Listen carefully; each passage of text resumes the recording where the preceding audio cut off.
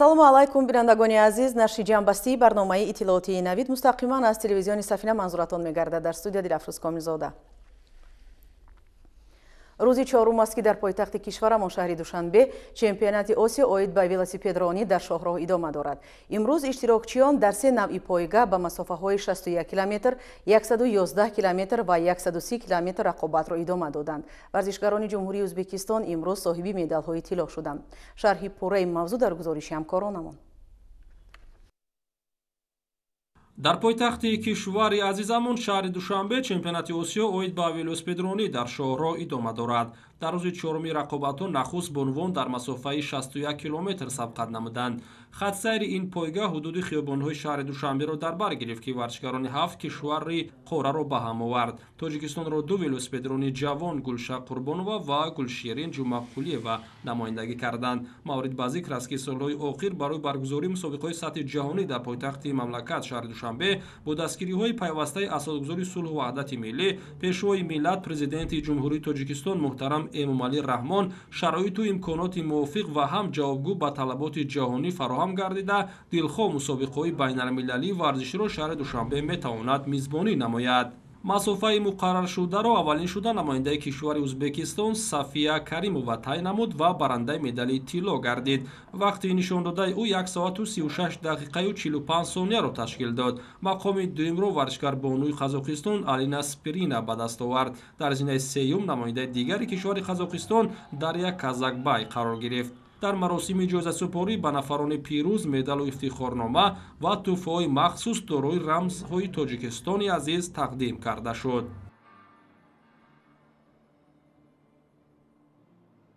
Конечно же, это радость, но я пока еще не могу понять то, что я выиграла, но я очень счастлива. Да, мы, получается, уехали в отрыв, проехали примерно около 40 километров в отрыве, и в конце был спринтерский финиш. Я, получается, выиграла. Вся гонка была очень интересна, старались, чтобы зрителям все понравилось, поэтому мы решили построить, старались гонку ехать активно, наши спортсменки. До бронзы не хватило, просто элементарно то, что отъехал просто не тот человек, который не имеет такого куска финиша, но зато она отработала и смогла достойно. Она понимала, что на финиш она не может, поэтому она на отъезд. И то, что так получилось, я думаю, ничего страшного, есть над чем работать ей. Вот. Конечно, если бы уехал бы другой спортсмен, у которого имеется финиш, было бы, конечно, совсем по-другому. Может быть, уже и было бы золото. Я сегодня пришла поддержать сюда наших ребят, нашу сборную Таджикистана. Желаем им успехов, чтобы они заняли победные места. Я очень рада и горда за нашу страну, что мы принимаем столько других стран у себя и надеемся на то, что такие масштабные соревнования будут проводиться в нашей стране чаще. баъд аз анҷоми рақобатҳои бонувон дар рӯзи чоруми чемпионати Осиё оид ба велосипедронӣ дар шоҳроҳ мардон ба масофаи 111 км сабқатро шурӯъ намуданд. ин пойга аз майдони Дӯстӣ оғоз шуда баъд аз гашт дар чанд хиёбони пойтахт тавассути шоҳроҳи Душанбе бохтар то минтақаи Фахрободро дар бар гирифт. барои анҷоми пойгаи мазкур варзишгаронро лозим омад ки нисбати марҳилаҳои қаблӣ нишабу фарозҳои тӯлонитарро паси сар намоянд ва ин каме мушкилтар буд. аммо бо вуҷуди ин рақобати мазкур бо иштироки намояндагони кишварҳои Эрон, Ироқ, Қазоқистон, Монголия, Покистон, Таиланд, Тоҷикистон ва Ӯзбекистон пуршида сурат гирифт. воқеан ҳам табиати биштосҳои Тоҷикистон ба хусус дар фасли зебои баҳор ва ҷашни Наврӯзи хуҷастапай барои гузарондани чунин мусобиқаҳои варзишӣ басо мувофиқ мебошад. бештари мусобиқаҳои варзишии дучархаронии сатҳи ҷаҳонӣ дар минтақаҳои кӯҳӣ гузаронида мешаванд. дар миёни беш аз 20 варзишгари бо маҳорат велосипедрони тоҷик Наҷибулло Рустамов даҳумин шуда ба марра расид. мақоми аввалро дар ин масофа варзишгари ҷумҳурии Ӯзбекистон Самандар Султонов бо натиҷаи 2 соату 47 дақиқаю 13 сония ишғол намуда бо медали тилло сарфароз гашт. зимнан ин дуюмин нишони тиллои Ӯзбекистон дар рақобатҳои имрӯзаи чемпионати Осиё маҳсуб меёбад. медалҳои нуқра ва биринҷиро варзишгарони Қазоқистон Максим Тараскин ва Илия Карабутов ба даст оварданд. ҳаракат қилдик ютишга. خیلی کوشش کردم، برایم مشکل بود. من وابسته از این من سعی زیاد نمودم و شکر میگم که سزاوار مقام افتخاری شدم. سطح چمپیونات خیلی بلند است. ورزشکاران قزاقستان نیز خیلی هنرنماییشون مجلل بود. дар рӯзи чоруми мусобиқа ҳамчунин пойга дар масофаи 130 километр миёни мардон баргузор шуд. барои иштирокчиёни чемпионати осиё ба велосипедронӣ дар шоҳро сабқат рӯз то рӯз мушкилтар мешавад, зеро аз ҷониби дастандаркорон барои онҳо масофаи дуртар муқаррар мегардад.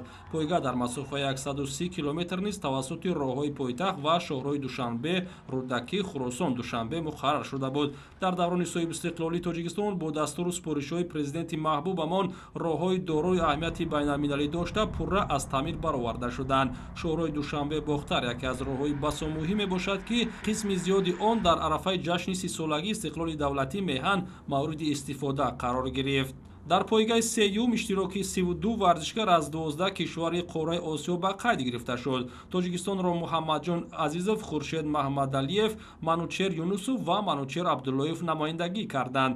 ниҳоятан аввалин шуда се варзишгари Қазоқистон ба хатти ниҳоӣ расида медалҳои тилло, нуқра ва биринҷиро ба гардан овехтанд.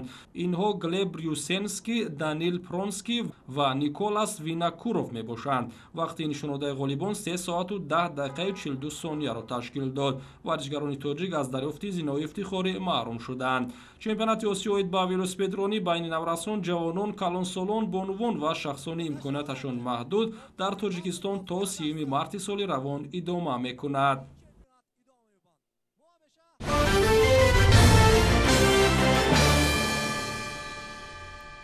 пас аз ба даст овардани истиқлолияти давлатӣ дар мамлакати мо Наврӯз бо тамоми ҳашама ҷашн гирифта мешавад ва мояи ифтихор аст, ки Ассамблеяи генералии Созмони Милали Муттаҳид бо ибтикори президенти мамлакат муҳтарам Эмомалӣ Раҳмон Наврӯзро ҷашни байналмилалӣ эълон намуд.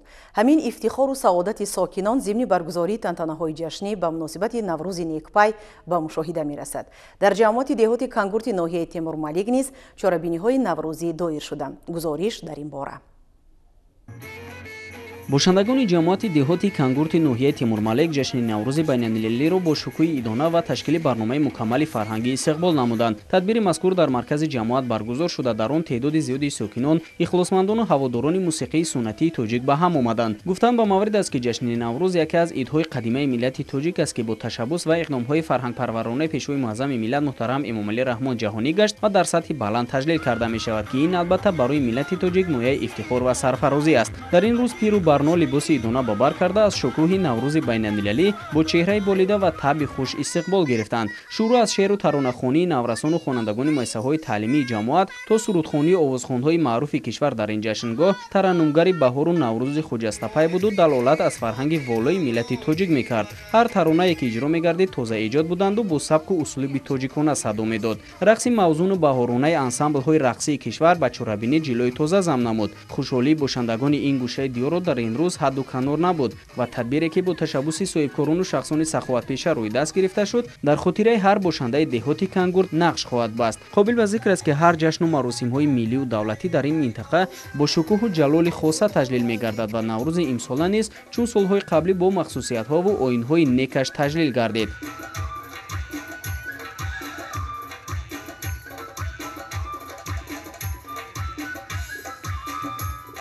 ин тадбири фарҳангӣ ба хотири болидарӯии сокинон роҳандозӣ шуду мусобиқоти кушоди варзишӣ, ки дар он садҳо варзишгари касбию мухлисони гӯштини миллии тоҷикӣ иштирок доштанд, қисмати дигари тантанаҳои ҷашнӣ бахшида ба иди Наврӯзи ҷаҳонӣ дар ҷамоати деҳоти Кангурт буд. яке аз хусусиятҳои ҷашни Наврӯз ин ташкил ва баргузории мусобиқоти варзишӣ, хусусан гӯштингирӣ аст, ки ин анъана дар ҷамоати Кангурт ташкил карда шуд. мусобиқаи гӯштингирӣ бо ташаббуси корхонаи дузандагии Меҳри модари ҷамоати деҳоти Кангурт роҳандозӣ шуда садҳо нафар варзишгарони ҳирфавиро аз манотиқи кишвар ба ҳам овард. мусобиқа тибқи оинномаи гӯштингирӣ баргузор шуда беҳтарин доварону таҷрибадорони соҳа рафти онро назорат ва шаффофияти онро таъмин мекарданд. ғолибону ҷоизадорон бо беҳтарин тӯҳфаҳои пулию молӣ қадрдонӣ гардида ташкил ва баргузории ин гуна тадбирҳои оммавии варзиширо ҷиҳати рушди соҳаи варзиш, хусусан гӯштини миллии гӯштингирӣ нег маънидод карданд. ба иддаои масъулин бо беҳтар гардидани шароити машқу тамрин дар толорҳои варзишӣ шумораи ихлосмандони варзиш аз ҳисоби ҷавонону наврасон сол то сол афзуд афзун гардида дар ин самт дастовардҳо низ назаррасанд. Ҳамин буд ки дар мусобиқаи имрӯза варзишгарон аз минтақаҳои дурдасти кишвар иштирок карда бори дигар муаррифгари варзиши тоҷик хусусан гӯштини миллии тоҷикӣ гардиданд. қобил ва зикр аст ки чорабинии варзишӣ дар доираи нақшаи чорабиниҳои ҷашни наврӯзӣ дар ҷамоати деҳоти Кангурт баргузор шуда ин иқдом минбаъд низ роҳандозӣ хоҳад шуд.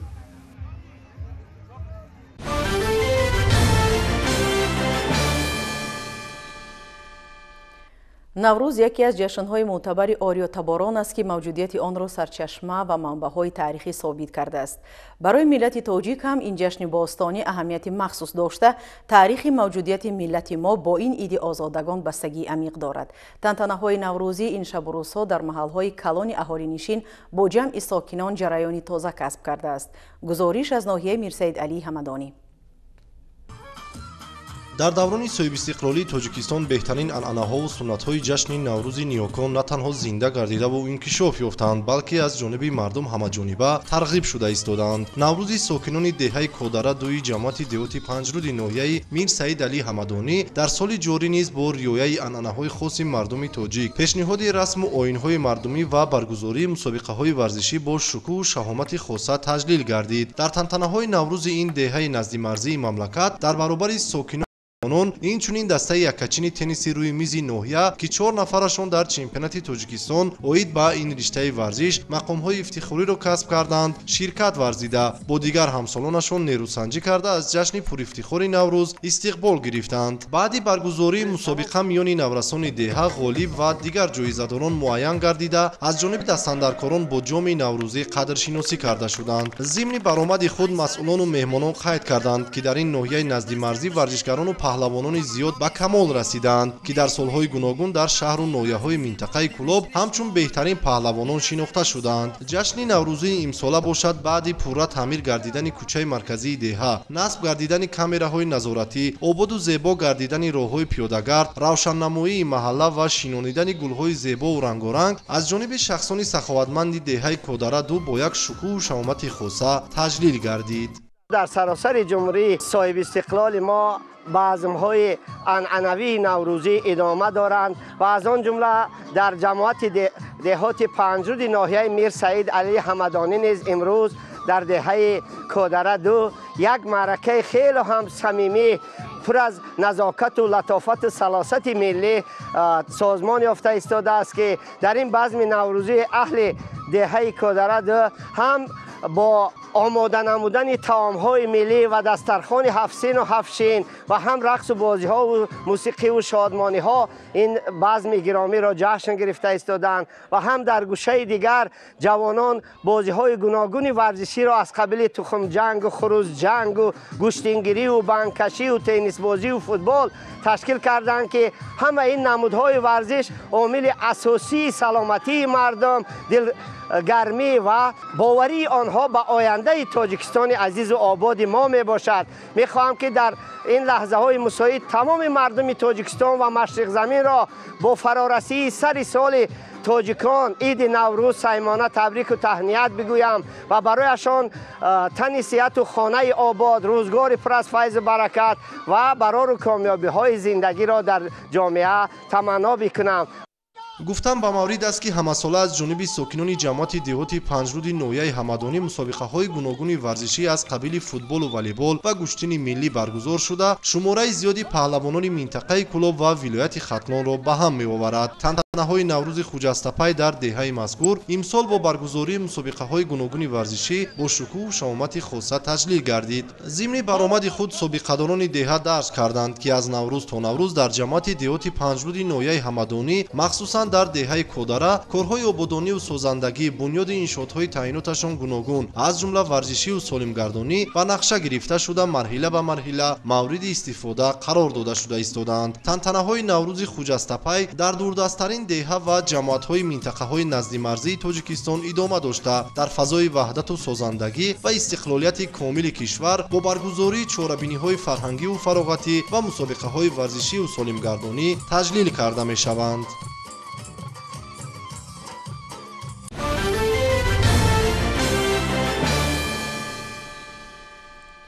дар ҷавоб ба ғамхориҳои давлат ва ҳукумати мамлакат мардуми шарифи тоҷикистон имрӯзҳо шаҳру ноҳия ва деҳоти кишварро тариқи бунёди иншооти истиҳсоливу иҷтимоӣ ба майдони бузурги заҳмати созанда табдил доданд.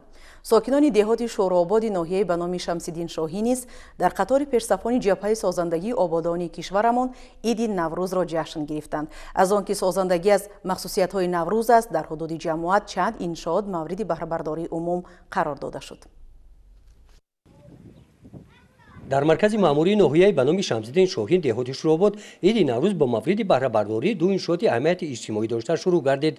дар марказҳои нави хизматрасонӣ ки бо пешниҳоди ҷамоати деҳоти Шӯробод аз ҷониби соҳибкорони маҳаллӣ сохта шуданд, барои 5 нафар сокинони деҳот ҷойҳои нави корӣ муҳайё гардиданд. ҳамчунин дар ин рӯз бо дастгирии соҳибкорон дар деҳаи Себдара коргоҳи хурди осиёби ордӣ мавриди истифода қарор дода шуд. коргоҳи мазкур 17-умин осиёб дар ин деҳот ба қайд гирифта шуд. тантанаҳои ҷашнӣ бахшида ба иди Наврӯз дар наврӯзгоҳи маркази ноҳия идома ёфт. дар ин чорабинӣ муовини раиси ноҳияи ба номи Шамсиддин Шоҳин сокинони ноҳияро бахшида ба иди Наврӯз табрик намуданд. деҳоти Шӯрообод дар маркази ноҳия аз 11 деҳа иборат буда шуғли сокинон чорводорӣ, боғкорӣ ва ғалакорӣ мебошад. дар даврони соҳибистиқлолии Тоҷикистон дар ин деҳоти кӯҳистон соҳаи боғкорӣ рушд ёфта, себи хубонӣ ва нок дигар меваҳои шадбори ин мавзеъ овозадор гашт. дар ин солҳо сатҳи зиндагии сокинон якчанд маротиба боло рафт. сокинони ин деҳот маҳаллаҳои Себдара, Кӯҳдоман, Хайркорон, Хоҷағалтон, Роғиён ва маҳаллаҳои дигари деҳот бо шукргузорӣ аз солҳу суботи комил ва соли нави аҷдодиамон Наврӯзи оламафрӯзро бо хурсандиву хушҳолии зиёд ва пешниҳоди хони наврӯзӣ иборат аз таомҳои миллӣ истиқбол гирифтанд. ҳаракат баҳор дар сарзамини Терай ҳаракат вайдо шуд.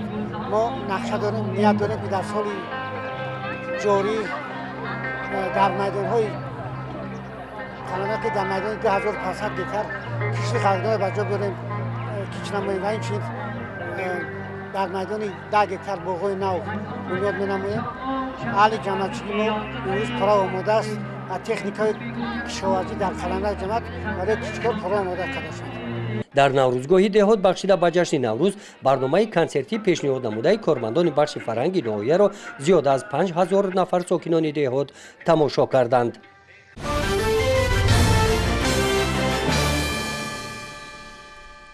дар муассисаи давлатии маркази дастгирии оила ва кӯдаки рақами 1 шаҳри Душанбе низ чорабинии Наврӯзӣ доир шуд.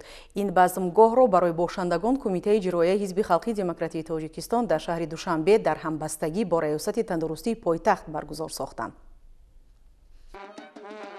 кумитаи иҷроияи ҳизби халқии демократии тоҷикистон дар шаҳри Душанбе дар ҳамбастагӣ бо раёсати тандурустии шаҳр тибқи нақшаи чорабиниҳои идона бахшида ба истиқболи ҷашни Наврӯзи байналмилалӣ аз шароити будубоши ятимону меъюбон ва бепарасторони муассисаи давлатии маркази дастгирии оила ва кӯдаки рақами 1 шаҳри Душанбе дидан карда бо тарбиятгирандагони ин марказ вохӯрӣ анҷом доданд. ба хотири болидарӯҳии ин наврасон дар муассиса чорабинии фарҳангии фароғатӣ таҳти унвони васфи Наврӯз баргузор карда шуд. ҳозирин аз намоиши хӯроку ҳунарҳои мардумӣ ки маҳсули дасти дастпарварону мураббияҳои ин боргоҳанд дидан намуданд. нутиқон ба маҳорати катбонугиву чирадастии бошандагони ин муассиса баҳои баланд дода рушду равнақи онро ба манфиати давлату миллат хонданд. дар ҳамин росто ҳамчунин ба тарбиятгирандагон ва маъюбони муассисаи мазкур аз ҷониби ҳозирин тӯҳфаҳои наврӯзӣ тақдим карда шуд. барномаи фарҳангии ҷашнӣ ки бо иштироки ҳунармандони саршиноси кишвар ташкил гардида буд ба чорабинӣ идома бахшид.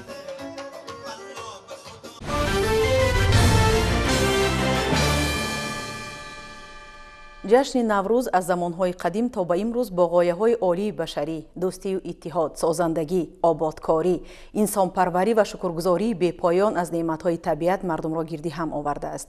талқини ин ғояҳо дар тинати ҷавонону наврасон бошад, барои шаклгирии миллии аҳли ҷамъият заминаи мусоид фароҳам меорад. дар муассисаҳои таълимии вилояти мухтори Кӯҳистони Бадахшон ҳам базмҳои наврӯзӣ ороста шуданд. хосият Худоёрбекзодаро дар ҳамин бора мутаваҷҷеҳ мешавем.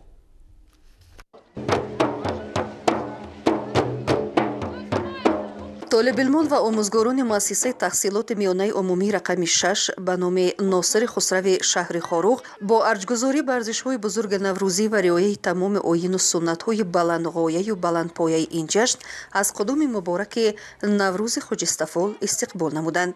این چاره‌بینی با حضور مهمانان و طالب‌علمان و آموزگاران در بینای جماعت شهرک سامانشهر مرکز ولایت دایر گردیده، در اینجا در گشه‌های علاهیده بازی‌های نوروزی دایر گردیدند. طالب‌علمان با یک جهان خرسندی و شادی بازی‌های قدیمی نوروزی را یادرس و به اجرا رسانیدند.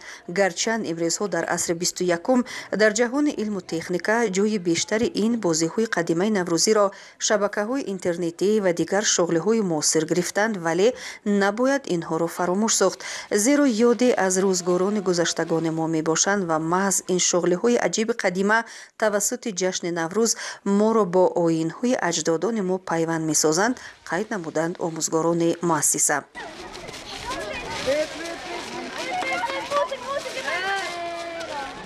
در گوشه بزمگاه نمایش ایجاد رسامان جوان به معرض گذاشته شد و هر یک تصویر رسامان جوان زیبایی کهندیار، سرزمین اجدادی، طبیعت رنگارنگ آن را تجسم می‌کرد. در جمع آمد تنتنوی باشد معاون رئیس شهر خاروغ پری غلام حیدرزاده حاضرین را با نوروز نیک قدم و فراخ‌فال تبریک و تهنیت گفته عرض داشت که جشن نوروز با جوهر اصلی خود تربیتگر نسل جوان میباشد.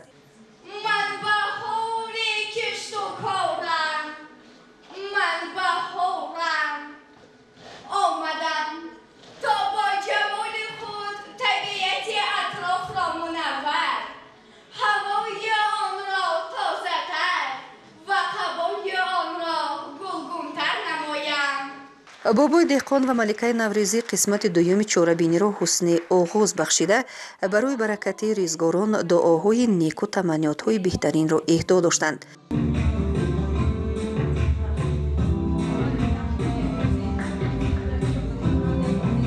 شعرخوانی و بیت برک، رباعی و غزلخوانی در وصف نوروز منظور گردید. شعرها از اشعار شاعران خلقیت و ملت‌های گوناگون که در وصف این زیبا جشن سروده شدند منظور گردیدند. اینچنین از اشعار شاعران تاجیک چکیده‌های خامه منظور گردانیده شده، دوران صاحب استقلالی وطن را احیاگر نوروز نام بردند.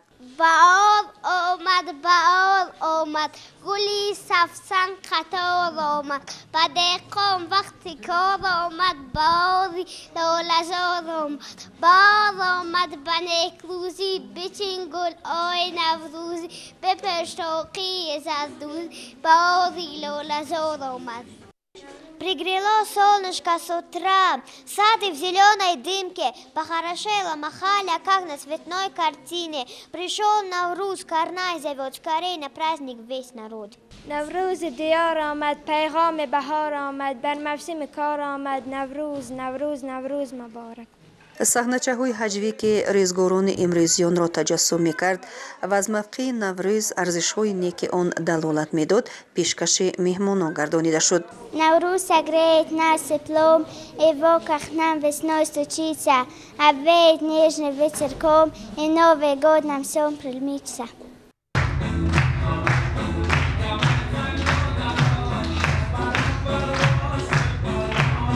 رقص‌های یکه و عاموی، سرودخوانی یکه، سرودهای عاموی، نوازش اسباب‌های موسیقی و معاصر و کلاسیکی با مهارت بلند منظور گردانیده شدند.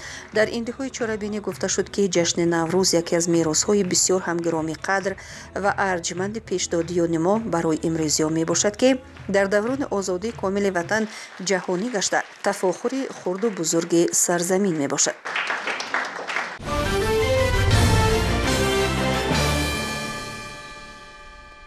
дасти кӯмак дароз кардан ва ғамхорӣ зоҳир намудан нисбат ба табақаи осебпазири ҷамъият ҳамчун самти афзалиятноки сиёсати иҷтимоӣ роҳбарияти олии сиёсии тоҷикистон дар мамлакат ба тариқи густурда ба ҳукми анъана ворид мешавад. чунин амалҳои хайрхоҳона дар рӯзҳои ҷашни наврӯз нисбат ба тарбиятгирандагони муассисаҳои иҷтимоии шаҳри Кӯлоб ва ноҳияи восеи вилояти Хатлон амалӣ карда шуд. гузориш дар ин бора. در تاریخ فرهنگ مردم ایرانی تبار هیچ یک انعنه و رسم و آیین چون جشن خجستپی و فرخنده نوروز عزیز و ارجمند و کهن‌تر نیست. نوروز پیوندگر نسل امروز به رسم و آیین، ارزش‌های استتیکی، مهر و صداقت و انعنات نیاگان میباشد.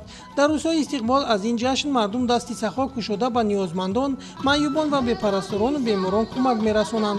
مردم تاجیک انعنه‌های نوروز را رعایت میکنند. در عرفه جشن بین‌المللی نوروز کارمندان کمیته انداز نزد حکومت ҷумҳурии тоҷикистон табобатгирандагони муассисаи давлатии хона интернати бемориҳои рӯҳии ноҳияи восеъро бо ин ҷашни ниёгон табрик намуда ба онҳо кӯмаки иқтисодӣ расониданд. имрӯз дар муассисаи давлатии хона интернати беморони рӯҳии ноҳияи восеъ дар наврӯзи байналмилалиро ҷашн гирифта истодаем ки тибқи амри президенти ҷумҳурии тоҷикистон сарпарасти муассисаи давлатии хона интернати беморони рӯҳии ноҳияи восеъро бардошти кумитаи андози назди ҳукумати ҷумҳурии тоҷикистон вогузор карда шудааст ки аз тарафи кумитаи андози назди ҳукумати ҷумҳурии тоҷикистон дар ҳама ҷашну маросимҳо барои бошандагони ин муассиса маводҳои ғизо хоҷагӣ ва дигар лавозимоти заруриро ворид менамояд. кӯмаки навбатӣ низ аз маводи хӯрока, орду равған, шакару биринҷ, донагиҳо, маводи шустушӯӣ ва гигиенӣ, сару либос барои беморон, болишту рахти хоб,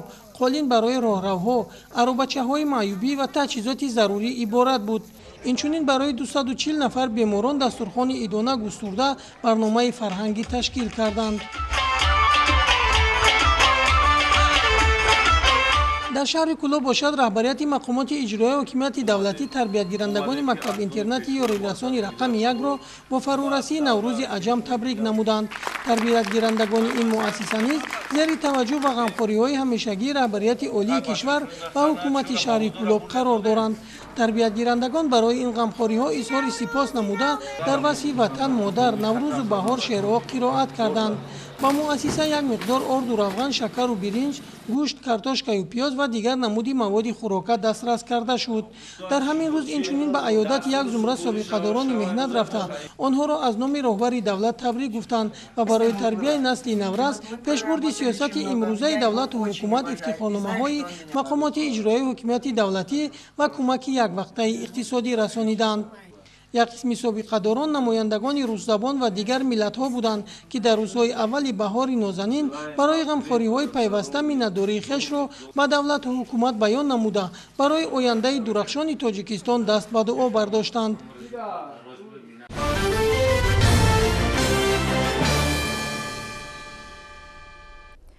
дар тантанаҳои ҷашни наврӯзии деҳоти ба номи Миралӣ Маҳмадалиев ва деҳоти ба номи Худоё Раҷабови ноҳияи Восеъ беҳтарин катбонуҳои маҳаллӣ ширкат варзиданд. инчунин дар ин базмгоҳҳо ҷузъитарин рукунҳои хос ба Наврӯз аз тарафи сокинон иҷро карда шуд. ҷузъиёти бештар дар матлаби хабарнигоронамон. сокинони ноҳияи восеъ мисли дигар мардуми шаҳру ноҳия ва деҳоти кишвари азизамон ҷашни Наврӯзи оламафрӯзро дар сатҳи баланди омодагиҳо истиқбол гирифта истоданд. дар деҳоти ба номи Миралӣ Маҳмадалиев ба ин муносибат дар намоиши ҳунарҳои мардумӣ маҳсули меҳнати дастии ҳунармандони деҳот ва ҳамчунин таомҳои миллӣ аз қабили суманак, оши бурида, қурутоб ва маҳсулотҳои нонӣ, кулчаву маҳсулотҳои қаннодӣ манзури иштирокчиёни ҷашнвора гардонида шуданд. дар ин гӯша катбонуҳои беҳтарини деҳот даъват гардида бо истифодаи гиёҳҳои табиӣ таомҳои хоси наврӯзӣ омода намуданд. ҳунари катбонуҳо аз ҷониби намояндагони мақомоти иҷроияи ҳокимияти давлатии ноҳия ва кормандони ҷамоати деҳот баҳогузорӣ карда шуд. дар қисмати тантанавии чорабинии наврӯзӣ муовини раиси ноҳияи восеъ сокинони деҳоти ба номи Миралӣ Маҳмадалиевро бахшида ба иди Наврӯз табрик намуданд. дар қисмати фарҳангии чорабинӣ духтарони чаканпӯш бо шукргузорӣ аз сулҳу суботи комил таҳти навои наврӯзӣ рақсу суруд хонда шодӣ мекарданд. дар чорабиниҳои наврӯзӣ ин деҳот маъракаҳои гӯштингириро ҳазорҳо нафар мухлисони гӯштини миллӣ бо завқи калон тамошо карданд. дар ин рӯз бахшида ба Наврӯз дар деҳоти ба номи Худоё Раҷабов ҷашни наврӯзии деҳот баргузор гардид. ба ин муносибат мо сабти наворҳои наврӯзиро аз омодагии ҷамоати деҳот, шиору овезаҳои мақомоти худодоракунии деҳот оғоз намудем. ҷашни наврӯзии деҳот имсол дар деҳаи Дарнайчӣ баргузор гардид. ҷои баргузории ҷашни наврӯзӣ домани ин теппа ҳунармандон беҳтарин катбонуҳои деҳоти ба номи Худоё Раҷабов аз деҳаи Пӯшён, Дарнайчӣ, Пахтакор, Сомон, Ғелот инҷо ҷамъ омада таомҳои наврӯзӣ аз қабили оши бурида, ширбиринҷ, далда, суманак тайёр намуданд. ҷолибияти наврӯзӣ ин деҳот дар он дида мешуд ки дар ин рӯз занону духтарони деҳот бо либосҳои миллӣ, чакану гулдузиҳо ба наврӯзгоҳ омадаанд. занон дар васфи суманак суруди анъанавиро қироат карданд. در قسمت تنتنوی نمایندگان مقامات اجرایی حاکمیت دولتی ناحیه ساکنان دهات را بخشیده به عید نوروز مبارکباد نموده در کشت و کار بهاری به آنها برور و برکت خیرمند آرزو کردند. در معرکه گوشتین ملی در دهه درنچی بخشیده به جشن نوروز پهلوان دختر تاجیک استاد ورزش تاجیکستان شاهد قونده و در قطار دیگر جوان پسران هنرنمایی خوب نشان داده یک چند مراتبه صاحب سالم های بلند این معرکه گوشتینگیری گردید.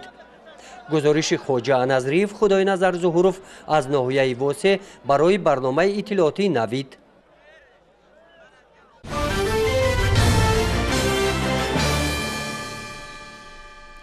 наврӯз ба унвони иди баҳор ва эҳёи табиат дар тамоми кишварҳои осиёи марказӣ ва як қатор кишварҳои дунё ҷашн гирифта мешавад. бо таҷлил аз ин иди қадима сокинон аз гуноҳи ҳамдигар гузашта бо ҳам меоянду таомҳои гуногуни хоси ин айёмро омода ва хурсандӣ мекунанд. зеро наврӯз рамзи зинда шудани табиат, фарорасидани кишту кор, фаровонию серию пурӣ буда оламро шукуфону зебо мегардонад. дар тамоми ташкилоту идораҳои вилояти хатлон ҳамасола ҷашни наврӯз бо тантана таҷлил мегардад. ҳамкорон мавзӯъро аз ноҳияи қубодиён идома медиҳам.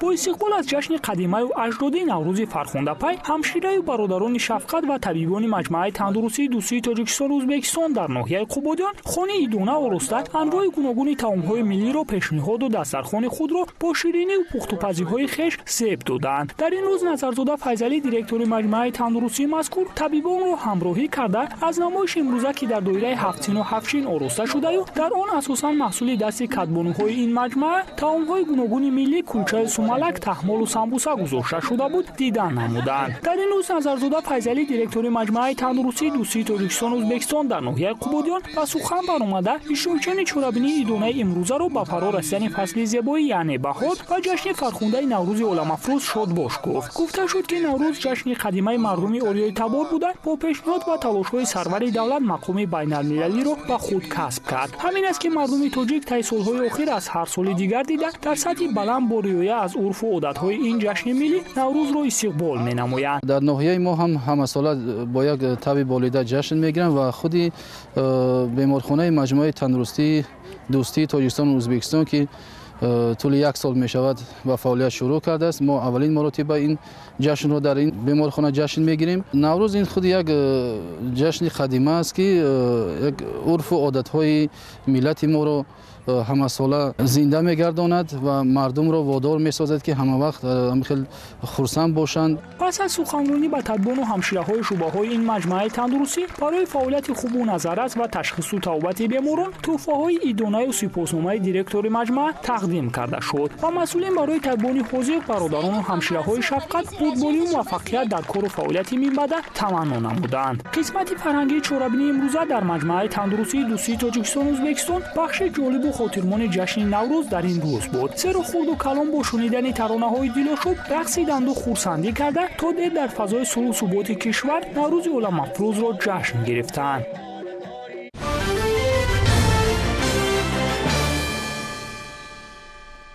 мардуми бо фарҳангу соҳибхиради тоҷик наврӯзи аҷамро бо расму оини аҷдодӣ дар маконҳои алоҳида ҷашн гирифта истоданд. дар муассисаи давлатии коллеҷи тиббии шаҳри ҳисор ҳам омӯзгорону донишҷӯён бо оростани дастурхони ҳафтсину ҳафтчин ва иҷрои дигар суннатҳо ҷашни наврӯзӣ ташкил карданд. хабарнигаронамон дар ҳамин бора шарҳи бештар доранд.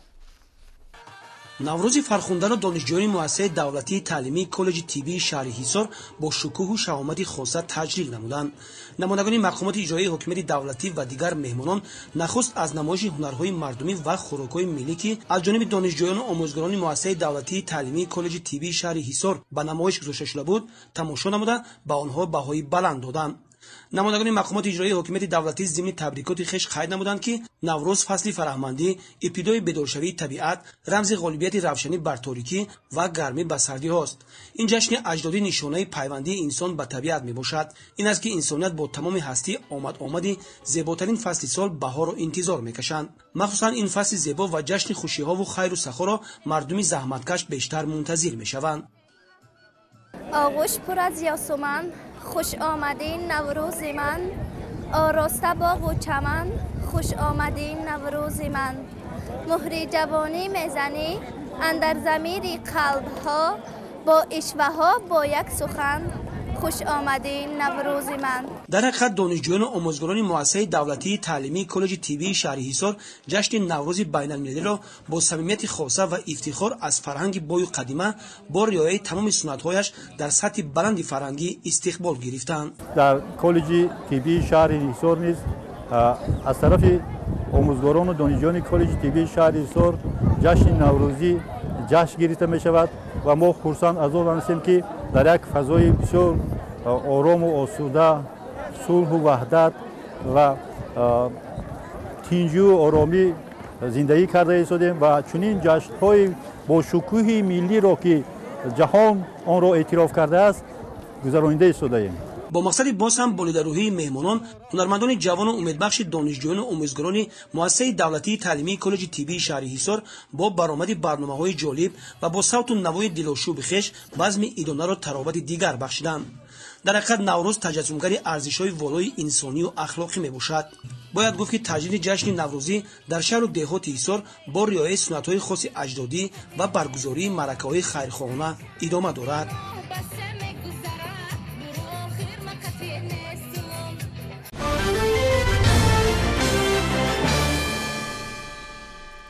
در مرکز مأموری ولایت مختار کوهستان بدخشان به خاطر سرسبز و خرمگردانی محیط اطراف تدبیرهای دست جمعانه کبودیزارکنی راه اندازی کرده می شوند. معرکه نهالشینانی این نوبت با شرکت راهبریت مقامات اجرایی حاکمیت دولتی شهر خاروغ، کارمندان کارخانه و تشکیلات و ساکنان دایر کرده شد.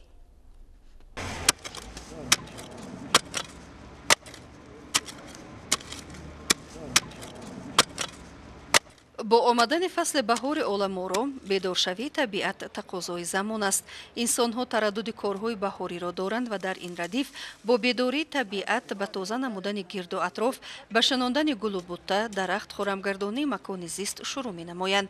در این روزهای گام استوار فصل بهار در شهر خاروغ معرکه نهالشینانی دوام دارد و ساکنان و کارمندان اداره و ساختارها، کارخانه و مؤسسه‌ها با تصمیم زیباگردانی دیار بیش از 500 درخت همیشه سبز را در مرکز ولایت شناندند و این تنها آغاز مرحله درخشنانی هست. فیض‌الله قادرزاده معاون رئیس شهر خاروغ گفت که این موسم نقشه است که بیش از 200 بیخ درخت همیشه سبز در خاروغ شناده می شود.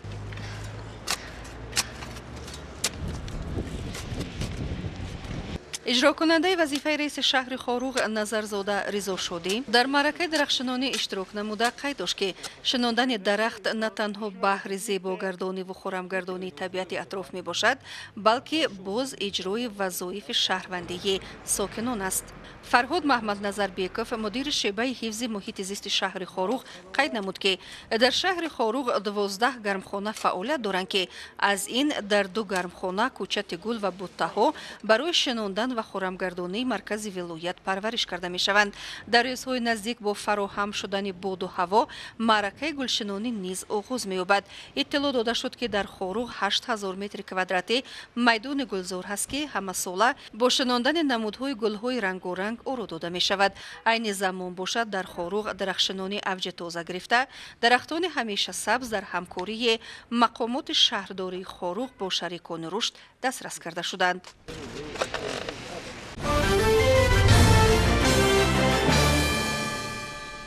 بیننده های عزیز، اینجا نشر جنبسته برنامه اطلاعاتی نوید به انجام می رسد. خیر تا دیدار آینده، صحتمند و پیروز باشید.